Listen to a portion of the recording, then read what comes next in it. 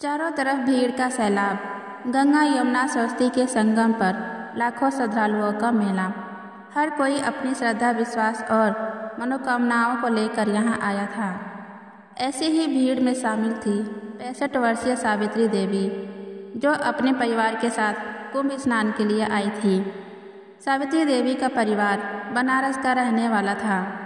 उनके साथ उनकी बहू सुनीता, बेटा रमेश और 5 साल की पोती खुशी थी।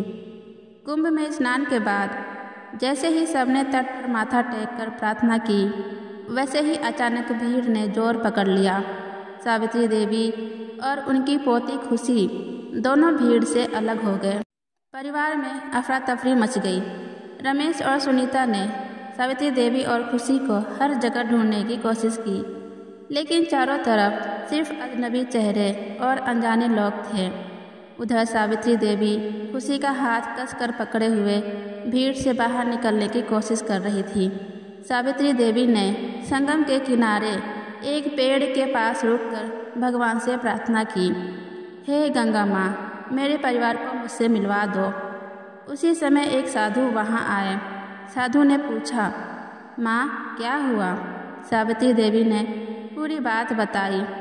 साधु मुस्कुराए और बोले, माँ विश्वास रखो, गंगा माँ की कृपा से सब ठीक होगा। कुछ ही देर बाद एक युवक खुशी की आवाज़ सुनकर उस ओर दौड़ा। वह रमेश था। उसने अपनी माँ और बेटी को देखा और भावुक होकर उन्हें गले लगा लिया। सावित्री देवी की आंखों से आंसू बह निकले। रमेश ने बताया कि साधु के कहे अनुसार वह संगम किनारे की ओर चला आया था। अगले दिन सावित्री देवी अपने परिवार के साथ साधु से मिलने गई। साधु ने कहा, यह महाकुंभ सिर्फ स्नान का स्थान नहीं है, बल्कि विश्वास और परिवार के मिलन का प्रतीक है। यह जगह हमें याद दिलाती है कि सच्ची श्रद्धा से भगवान हर संकट को हल कर देते हैं। बस उस दिन के बाद से सावित्री देवी का विश्वास और भी गहरा हो गया। उनका मानना था कि गंगा माँ ने ही उनके परिवार को मिलाया। दोस्तों, महाकुंभ न केवल आस्था और परंपराओं का संगम है, बल्कि यह हमें यह भी सिखाता है कि सच्चा विश्वास हर परिस्थिति में मार्गदर्शन करता है। महाकुंभ की शुरुआत प्राचीन भारतीय धर्म ग्रंथों और पौराणिक कथाओं से जुड़ी हुई है।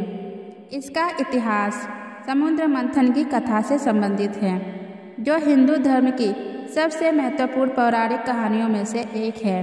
कहते हैं, जब देवताओं और असुरों के बीच अमृत पाने के लिए समुद्र मंथन हुआ था, तो इस मंथन से 14 रत्न निकले, जिनमें अमृत का कलश सबसे महत्वपूर्ण था। जैसे ही अमृत का कलश निकला, देवताओं और असुरों में इसे पाने के लिए संघर्ष शुरू हो गया। भगवान विष्णु ने मोहिनी रूप धारण कर अमृत बांटने की योजना बनाई, ताकि केवल देवताओं को ही अमृत प्राप्त हो सके। लेकिन इस दौरान अमृत कलश को लेकर संघर्ष हुआ और अमृत की कुछ बूंदें धरती के 4 स्थानों पर गिर गई: प्रयागराज, हरिद्वार, उज्जैन और नासिक। इन 4 स्थानों को ही महाकुंभ के आयोजन का पवित्र स्थल माना गया है। जहाँ जहाँ अमृत की बूंदें गिरी, वहाँ महाकुंभ मेले का आयोजन होता है। महाकुंभ का अपना ज्योतिषीय महत्व है। कहते हैं, महाकुंभ हर 12 वर्षों में एक बार उन 4 स्थानों पर आयोजित होता है। इसकी तिथि ज्योतिषीय गणनाओं पर आधारित होती है। जब सूर्य, चंद्रमा और बृहस्पति ग्रहों की विशेष स्थिति बनती है, तब कुंभ का आयोजन किया जाता है। प्रयागराज में कुंभ का आयोजन तब होता है जब सूर्य और बृहस्पति मकर राशि में होते हैं। हरिद्वार में कुंभ तब होता है जब सूर्य कुंभ राशि में और बृहस्पति मेष राशि में होता है। उज्जैन और नासिक के लिए भी इसी प्रकार ग्रहों की विशेष स्थिति का निर्धारण किया जाता है। महाकुंभ की परंपरा और महत्व सदियों से चली आ रही है।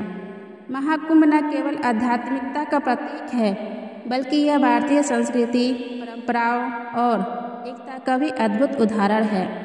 इस मेले में करोड़ों लोग स्नान करने आते हैं, क्योंकि ऐसा माना जाता है कि गंगा, जमुना और सरस्वती प्रयागराज के संगम में स्नान करने से सारे पाप धुल जाते हैं और मोक्ष की प्राप्ति होती है। इस प्रकार महाकुंभ की शुरुआत भारतीय पौराणिक कथाओं, ज्योतिष और धर्म के संगम से हुई और आज यह विश्व के सबसे बड़े धार्मिक आयोजनों में से एक है। आशा करती हूँ दोस्तों आप लोगों को मेरी इस वीडियो से विशेष जानकारी प्राप्त हुई होगी और आगे इस वीडियो को शेयर कीजिए ताकि और लोगों को महाकुंभ के बारे में विशेष जानकारियाँ प्राप्त हो सके। ऐसे ही और जानकारियाँ प्राप्त करने के लिए मेरे चैनल को सब्सक्राइब कीजिए और लाइक करना ना भूलें।